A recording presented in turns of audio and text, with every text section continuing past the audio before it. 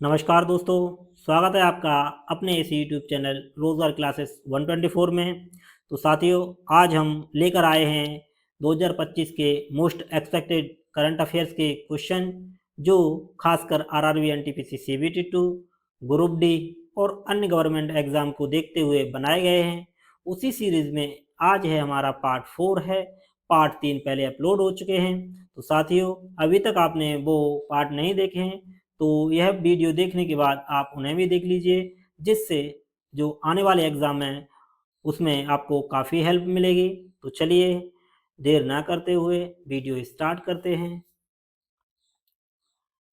साथियों, पहला क्वेश्चन है कि किस भारतीय ग्रैंड मास्टर ने प्रतिष्ठित नॉर्वे शतरंज 2025 टूर्नामेंट में विश्व शतरंज चैंपियन मैग्नस कार्लसन को हराया? तो किस भारतीय ग्रैंड मास्टर ने हराया था? वो हराया था ऑप्शन डी, डी गुकेश ने। हालांकि डी गुकेश जो नॉर्वे शतरंज है वो टूर्नामेंट नहीं जीत पाए। उसके जो विनर थे वो हैं मैग्नस कार्लसन। इन्होंने ही ये 2025 का नॉर्वे शतरंज टूर्नामेंट जीता था और नॉर्वे में हुआ था। और महिला में किसने जीता था? तो महिला में किसने जीता था? वो जीता था अन्ना मुज्चुक। अन्ना मुज्चुक ये महिला में जीता था। तो मैग्नस कार्लसन को किसने हराया था? वो डी गुकेश ने हराया था। चलिए नेक्स्ट देख लेते हैं। नेक्स्ट क्वेश्चन है कि हाल ही में किस भारतीय शहर को यूनेस्को ने क्रिएटिव सिटी ऑफ गैस्ट्रोनॉमी के खिताब के लिए नामित किया है? तो क्वेश्चन साथियों पूछ रहा है कि किस शहर को नामित किया गया है क्रिएटिव सिटी ऑफ गैस्ट्रोनॉमी। हालांकि भारत का एक मात्र शहर ऐसा है जिसको पहले यह खिताब मिल चुका है। तो वो कौन सा है? वो है हैदराबाद। हैदराबाद को यह खिताब मिल चुका है। और हैदराबाद में चार मीनार है। ये भी पूछा जाता है कि चार मीनार कहाँ है, तो वो हैदराबाद में है। लेकिन इस क्वेश्चन का जो सही आंसर होगा ना, वो नामित किया गया है, अभी उसको खिताब मिला नहीं है। तो उसका सही आंसर हो जाएगा ऑप्शन सी, यूपी का शहर लखनऊ, जिसको हम नवाबों का शहर भी बोलते हैं। तो उसका सही आंसर है ऑप्शन सी। तो चलिए नेक्स्ट देखते हैं। नेक्स्ट है कि किस राज्य में स्थित अर्थनुकल पुलिस स्टेशन को आईएसओ प्रमाण प्राप्त करने वाला भारत का पहला पुलिस स्टेशन बन गया है? तो यह कहाँ पे है, यानी किस राज्य में है? तो यह है भारत की राज्य केरल में। केरल में जो अर्थनुकल पुलिस स्टेशन है उसको आईएसओ प्रमाण पत्र दिया गया है और यह भारत का पहला पुलिस स्टेशन बन गया है। साथियों, केरल में मोहिनी अट्टम जो शास्त्रीय नृत्य हैं केरल के, मोहिनी अट्टम और कथकली, यहाँ के दो शास्त्रीय नृत्य हैं। तो इसका सही आंसर हो जाएगा। हालांकि केरल में एक और क्वेश्चन पूछा जाता है, साइलेंट वैली कहाँ है? ये भी देख लीजिए, साइलेंट वैली कहाँ है? साइलेंट वैली है केरल में। और यहाँ का एक नेशनल पार्क भी है, साइलेंट वैली नेशनल पार्क, और एक एराविकुलम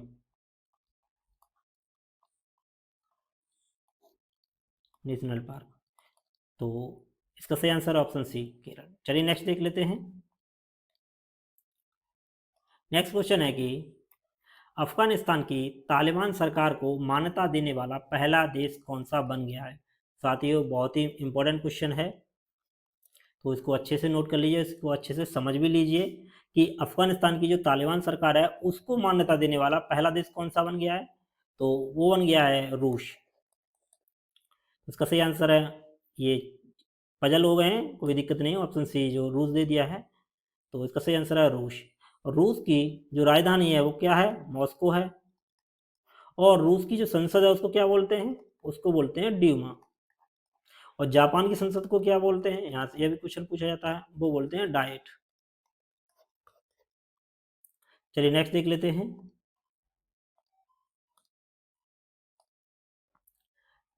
अगला क्वेश्चन है कि हाल ही में किस सूडानी स्कॉटिक स्कॉटिश लेखिका को 2025 का पेन पिंटर पुरस्कार प्रदान किया गया है? तो पेन प्रिंटर पुरस्कार जो प्रदान किया गया वो किया गया है ऑप्शन, ये सी हो जाएगा, नहीं ऑप्शन सी, लीला अबुलेला। लीला अबुलेला को पेन प्रिंटर पुरस्कार 2025 से नामित किया गया है और इस पुरस्कार की जो शुरुआत हुई थी वो कब हुई थी, 2009 से शुरुआत हुई थी। तो इसका सही आंसर है ऑप्शन सी, लीला अबुलेला। ये सूडानी स्कॉटिश महिला हैं। ये से भी पूछ सकता है कि पेन प्रिंटर पुरस्कार जो लीला अबुलेला को दिया गया है वो किस देश की हैं, तो सूडान और स्कॉटलैंड दोनों से संबंधित रखती हैं। तो चलिए नेक्स्ट देखते हैं। नेक्स्ट क्वेश्चन है कि हाल ही में नासा ने अंतरिक्ष तूफानों के विरुद्ध पृथ्वी की चुंबकीय सुरक्षा का अध्ययन करने के लिए कौन सा मिशन लॉन्च किया है।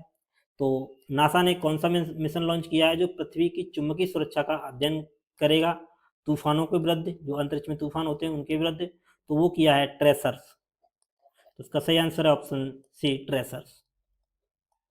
और आर्टेमिस मिशन भी नासा का है और एक मिशन नासा और इंडिया, ये दोनों मिलके जो मिशन कर रहे हैं वो कौन सा है, वो है निसार।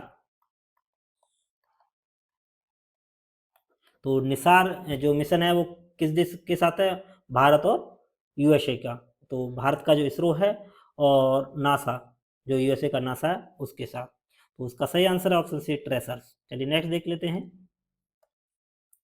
नेक्स्ट है कि प्रधानमंत्री मोदी द्वारा दिल्ली में संसद सदस्यों के लिए उद्घाटित 4 नवनिर्मित बहुमंजिला अपार्टमेंट का नाम किन नदियों पर रखा गया है। साथियों ये आप 5 स्टार लगा लीजिए, ये क्वेश्चन मोस्ट इम्पोर्टेंट है कि प्रधानमंत्री नरेंद्र मोदी द्वारा दिल्ली में एक संसद सदस्यों के लिए जो बहुमंजिला अपार्टमेंट बना है तो उनके जो अपार्टमेंट के नाम है वो किन नदियों पे रखे गए हैं। तो ये ऑप्शंस दिए गए हैं। हालांकि आपको लग रहा हो कि गंगा जो पवित्र गंगा है तो ये हो सकता है, नहीं। इसका जो सही आंसर है वो है ऑप्शन बी, कृष्णा, गोदावरी, कोशी और हुगली। तो इसका सही आंसर है ऑप्शन बी, कृष्णा। साथियों कृष्णा की कुछ सहायक नदियां हैं जो एग्जाम में पूछी जाती हैं। तो कृष्णा की कौन कौन सी सहायक नदियां हैं वो देख लेते हैं। कृष्णा का जो उद्गम स्थल होता है वो महाबलेश्वर से होता है, महाराष्ट्र में महाबलेश्वर से होता है, ठीक। और कृष्णा की जो सहायक नदियां हैं वो हैं कोयना, दूधगंगा, तुंगभद्रा। हालांकि पहले भी इसको हम कवर कर चुके हैं नदियों को, इनको जो प्रमुख नदियां हैं, और मालप्रभा, घाट प्रभा, ये कुछ मुख्य नदियां हैं जो कृष्णा नदी की सहायक नदी हैं। और गोदावरी की जो सहायक नदियां हैं वो कौन सी हैं, तो गोदावरी की जो सहायक नदियां हैं वो भी देखेंगे। तो गोदावरी का पहले देख लेते हैं उद्गम स्थल क्या है। तो उद्गम स्थल क्या है इसका, ये है त्र्यंबकेश्वर जो महाराष्ट्र में है वहाँ से निकलती है। इसको मतलब गोदावरी को दक्षिण गंगा भी बोलते हैं या वृद्धगंगा भी बोलते हैं। तो इसकी जो सहायक नदियां हैं वो कौन कौन सी हैं वो देख लेते हैं। तो गोदावरी की जो सहायक नदियां हैं वो हैं पूर्णा, प्राणहिता,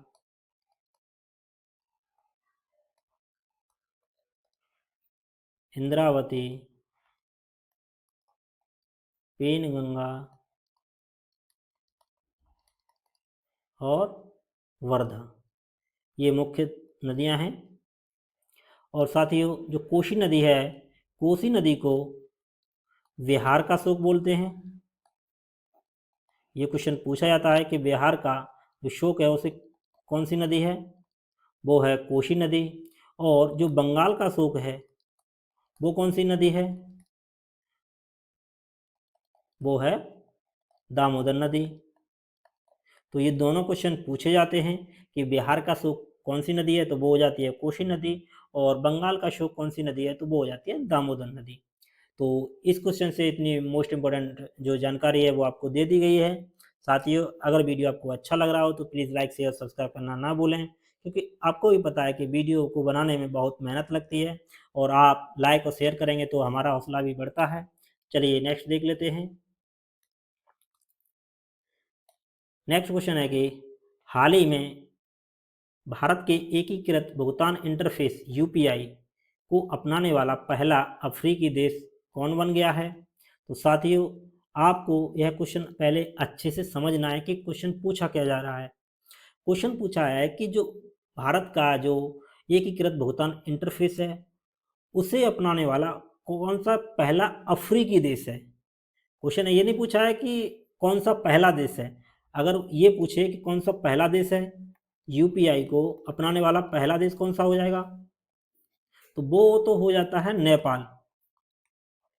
लेकिन ये पूछे कौन सा अफ्रीकी देश पहला है, तो वो हो जाएगा नामीबिया, या दक्षिण अफ्रीका का जो अफ्रीकी देश है वो है। और नामीबिया में एक मरुस्थल है जिसे हम नामी मरुस्थल बोलते हैं। तो इसका सही आंसर है ऑप्शन डी, नामीबिया। चलिए नेक्स्ट देख लेते हैं। नेक्स्ट है कि किसने अपनी आत्मकथा the one cricket my life and more लिखी है? तो यह किसकी आत्मकथा है? सॉरी, तो ये है ऑप्शन सी, शिखर धवन। यह शिखर धवन की आत्मकथा है। उस कथा का नाम क्या है? The one cricket my life and more. चलिए नेक्स्ट देख लेते हैं। अगला क्वेश्चन है कि हाल ही में राष्ट्रीय रेलवे नेटवर्क से जुड़ने वाली पूर्वोत्तर भारत की चौथी राजधानी कौन सी बन गई है? ये भी क्वेश्चन इंपॉर्टेंट है। हालांकि जो हम ये सीरीज चला रहे हैं उसमें मोस्टली क्वेश्चन इंपॉर्टेंट ही लिए गए हैं, तो ये भी उसी को देखते हुए ये भी इंपॉर्टेंट है। अब पूछा है कि जो पूर्वोत्तर भारत की जो राज्य हैं उनमें चौथी राजधानी बन गई है जो राष्ट्रीय रेलवे नेटवर्क से जुड़ चुकी है। तो पहली तीन कौन सी हैं? टोटल चार हो गई, तो देख लेते हैं कौन कौन सी हैं चारों। तो ये है एक असम। तो असम की कैपिटल क्या है? दिसपुर, ये भी जुड़ चुकी है। और त्रिपुरा, त्रिपुरा की कैपिटल क्या है? अगरतला। और तीसरा है अरुणाचल प्रदेश। अरुणाचल प्रदेश की कैपिटल क्या है? ईटानगर। और चौथी जो अभी हाल ही में जुड़ी है वो है, कौन सी है? वो है आइजोल, यानी मिजोरम की है। मिजोरम की जो कैपिटल है वो कौन सी है? आइजोल। तो इसका सही आंसर हो जाएगा आपको ऑप्शन डी, आइजोल, जो मिजोरम की कैपिटल है। चलिए नेक्स्ट देख लेते हैं। नेक्स्ट क्वेश्चन है कि दक्षिण अफ्रीका ने लॉर्ड्स में किस देश को हराकर पहली बार आईसीसी विश्व टेस्ट चैंपियनशिप 2025 का खिताब जीता है? तो कि किस देश को हरा के दक्षिण अफ्रीका ने अपना पहला टेस्ट चैंपियनशिप 2025 का खिताब जीता है? तो वो जीता है, द अफ्रीका ने ऑस्ट्रेलिया को हराया था। तो इसका सही आंसर हो जाएगा ऑप्शन डी, ऑस्ट्रेलिया। और ये लॉर्ड्स में खेला गया था, तो ये यहाँ से मिल जाएगा कि कहाँ खेला गया था। चलिए नेक्स्ट देख लेते हैं। नेक्स्ट क्वेश्चन है कि हाल ही में कौन सा देश आधिकारिक तौर पर ब्रिक्स के 10वें भागीदार देश के रूप में शामिल हो गया है? तो ये ऑप्शंस दिए गए हैं, बट उससे पहले आप एक बार इस क्वेश्चन को अच्छे से पढ़िए। क्वेश्चन क्या पूछ रहा है कि कौन सा देश है जो आधिकारिक तौर पर ब्रिक्स के 10वें भागीदार देश के रूप में शामिल हुआ है? तो आपको लग रहा होगा कि इंडोनेशिया हुआ है, लेकिन इंडोनेशिया ब्रिक्स का सदस्य बना है 10वां, न कि भागीदार देश। तो जो इसका सही आंसर है वो है ऑप्शन डी, वियतनाम। वियतनाम 10वें भागीदार देश के रूप में शामिल हुआ है। तो इनमें जो भागीदार देश हैं जैसे बेलारूस है, बोलीविया है, क्यूबा है, कजाकिस्तान है, मलेशिया है, नाइजीरिया है, थाईलैंड, युगांडा, उज्बेकिस्तान, ये भागीदार देश हैं। लेकिन जो ब्रिक्स के जो टोटल जो सदस्य देश हैं वो कितने हैं? पहले 5 थे और 5 और ऐड हो गए, तो टोटल हो गए 10। अब ये 10 कौन कौन से हैं, तो 10 में ये ब्रिक्स में ब्राज़ील, रूस, इंडिया, चाइना और साउथ अफ्रीका। तो ये 5 तो ये हो गए, 5 नए ऐड हुए थे, तो उनको देख लेते हैं कि 5 कौन-कौन से नए ऐड हुए थे। तो 5 कौन-कौन से ऐड थे? मिस्र, इथियोपिया, ईरान, यूएई और जो 10वां देश बना था वो बना था इंडोनेशिया। ये क्वेश्चन पूछा जा चुका है और ये पूछा भी जाता है कि ब्रिक्स का 10वां सदस्य देश कौन बना है, तो वो बना है इंडोनेशिया। और ब्रिक्स की जो स्थापना हुई थी वो किस नाम से हुई थी? ब्रिक नाम से। पहले ये ब्रिक था जिसकी स्थापना 2009 में की गई थी और 2010 में इसमें साउथ अफ्रीका शामिल हो गया था। ये कब शामिल हुआ था? 2010 में। उसके बाद जो इसका नाम पड़ा था वो पड़ा था ब्रिक्स। तो ब्रिक्स में ही 5 देश हैं, 5 देश ये नए शामिल हुए हैं। कौन कौन से? मिस्र, इथियोपिया, ईरान, यूएई और इंडोनेशिया। क्वेश्चन जो पूछा जाएगा वो इंडोनेशिया से मुख्यतः पूछा जाएगा, लेकिन अगर पूछे कि भागीदार देश कौन बने हैं, तो भागीदार देश कौन बना है? वो बना है वियतनाम। तो साथियों, इस क्वेश्चन से इतनी जानकारी मिली है आपको। चलिए नेक्स्ट देख लेते हैं। नेक्स्ट है कि हाल ही में वर्ष 2025-26 के लिए भारतीय उद्योग परिसंघ CII के अध्यक्ष का पदभार किसने संभाला है? तो किसने संभाला है? ये फैक्ट वाइज क्वेश्चन है, तो ऑप्शन बी इसका सही आंसर है, राजीव मेमानी। साथियों, ये ऑप्शन है एक पजल टाइप में रखे गए हैं ताकि आपको कन्फ्यूजन हो, तो इसलिए बी बोल रहा हूँ, मतलब आपको क्वेश्चन भी देखना है कि मतलब ऑप्शन भी देखना है कि क्या बोला यार, राजीव मेमानी। ऑप्शन बी राजीव मेमानी, ये भारतीय उद्योग परिसंघ के अध्यक्ष बने हैं। चलिए नेक्स्ट देख लेते हैं।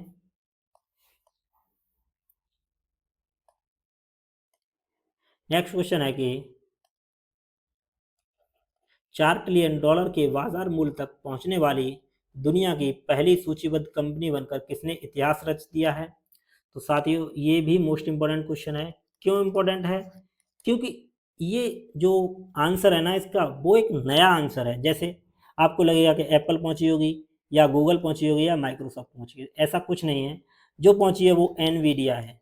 एनवीडिया जो 4 ट्रिलियन डॉलर के बाजार मूल्य तक पहुंचने वाली दुनिया की पहली सूचीबद्ध कंपनी बनी है और उसने बनकर इतिहास रच दिया है। तो इसका सही आंसर है ऑप्शन सी, एनवीडिया। ठीक, राइट। चलिए अगला प्रश्न देख लेते हैं। अगला प्रश्न है कि मालदीव ने किस बॉलीवुड अभिनेत्री को अपना वैश्विक पर्यटन राजदूत नियुक्त किया है? तो मालदीव ने किस अभिनेत्री को नियुक्त किया है, मतलब जो चुना है, वो चुना है कैटरीना कैफ को। तो इसका सही answer option C, Katrina Kaif. और साथियों, जो ऑस्ट्रेलिया है ना, ऑस्ट्रेलिया ने सारा तेंदुलकर को अपना वैश्विक पर्यटन राजदूत नियुक्त किया है। किसने? ऑस्ट्रेलिया ने। किससे? वो किया है सारा तेंदुलकर को। तो सारा तेंदुलकर को किसने? ऑस्ट्रेलिया ने। और मालदीव ने कैटरीना कैफ को। ठीक, चलिए नेक्स्ट देख लेते हैं। साथियों, आई होप कि यह वीडियो आपको अच्छा लगा होगा। यदि वीडियो आपको अच्छा लगता है तो प्लीज़ लाइक शेयर और सब्सक्राइब करना ना भूलें, जिससे बाकी लोगों को भी इससे लाभ मिल सके। तो साथियों, यह वीडियो यहीं समाप्त करते हैं। Thanks for watching.